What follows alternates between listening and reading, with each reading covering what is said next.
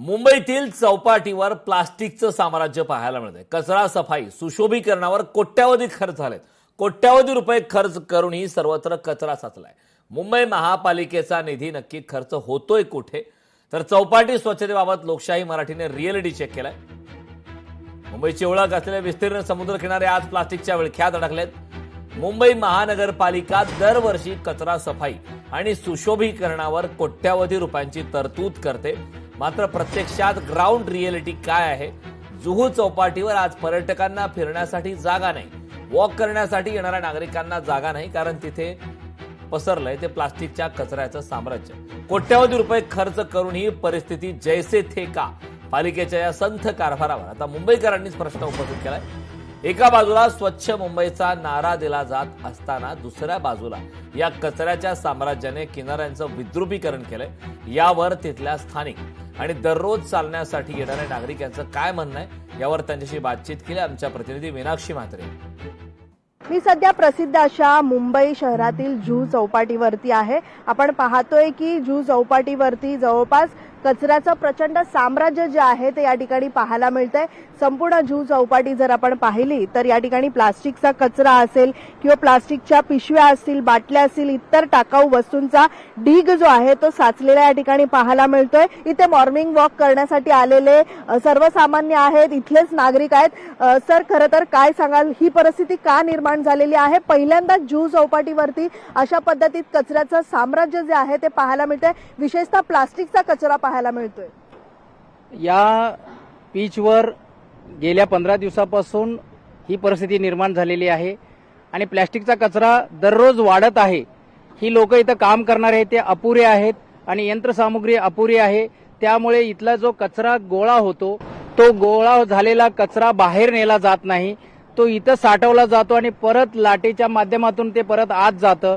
असे हे खेळ सुरू आहेत, त्यामुळे हा कचरा जोपर्यंत इथनं लिफ्ट होणार नाही तोपर्यंत ही समस्या अशीच राहणार आहे। यामुळे प्रचंड महिला वर्गाला त्रास होत आहे। मॉर्निंग वॉकला येणारे जे सिनियर सिटीजन्स आहेत त्यांना प्रचंड सहन करावा लागतो, त्याचा त्रास होतो।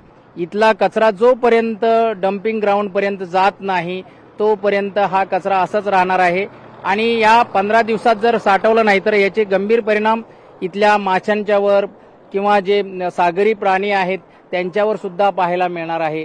तरी सर्वांनी याच्यामध्ये लक्ष घालून लवकरात लवकर ही समस्या दूर करावी। पालिका प्रशासनाला आता तरी जाग येते का? आता तरी कारवाई करते का? याकडे देखील लोकशाही मराठीचं प्रामुख्याने लक्ष राहणार आहे। व्हिडिओ जर्नलिस्ट अनिकेत गज्जाचा मिनाक्षी म्हात्रे, लोकशाही मराठी, मुंबई। मुंबईतील प्रसिद्ध पर्यटन स्थळ असलेल्या जुहू चौपाटीवरती सध्या मी आलेली आहे। इथे जर आपण पाहिलं तर दूरवरती कचऱ्याचं साम्राज्य जे आहे ते पाहायला मिळत आहे। विशेषतः आपण जर पाहिलं तर प्लास्टिकच्या पिशव्या असतील, बाटल्या असतील आणि इतर टाकाऊ वस्तूंचा ढीग जो आहे तो साचलेला दिसत आहे। खरं तर इथे समुद्राच्या जोरदार लाटांसोबत टनानुसार प्लास्टिक आणि इतर कचरा जो आहे तो किनाऱ्यावरती वाहून आलेला पाहायला मिळत आहे, ज्यामुळे संपूर्ण चौपाटी जी आहे ती कचऱ्याच्या ढिगाऱ्याखाली झाकली गेलेली आहे। जवळपास 2 ते 3 फूट आतमध्ये हा कचरा जो आहे तो साचलेला आहे एकाच जागी।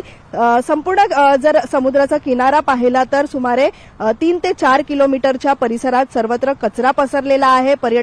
पर्यटनासाठी येणारे नागरिक असतील किंवा मग इथे मॉर्निंग वॉक करण्यासाठी येत असलेले जे नागरिक आहेत त्यांनाही आता हे कठीण झालेलं आहे। इथून चालण्यासाठी रस्ता देखील राहिलेला नाहीये, इतका या प्लास्टिकच्या कचऱ्याचा ढीग जो आहे, साम्राज्य जो आहे तो पसरलेला आहे। पालिका प्रशासनाकडनं आपण पाहतोय की करोडो रुपये जे आहेत नाले सफाई असेल किंवा मग बीच क्लिनिंगसाठी खर्च केले जातात, कॉन्ट्रॅक्ट दिले जातात, पण मात्र हा पैसा नक्की कुठे खर्च केला जातो असा प्रश्न या ठिकाणी सध्या उपस्थित होत आहे। त्यामुळे ही सगळ्या सत्य परिस्थिती आता लोकशाही मराठीनं ज्या पद्धतीत दाखवली आहे हे सगळं बघितल्यानंतर पालिका प्रशासनाला आता तरी जाग येते का याकडे प्रामुख्याने आमचं लक्ष लागलेलं आहे।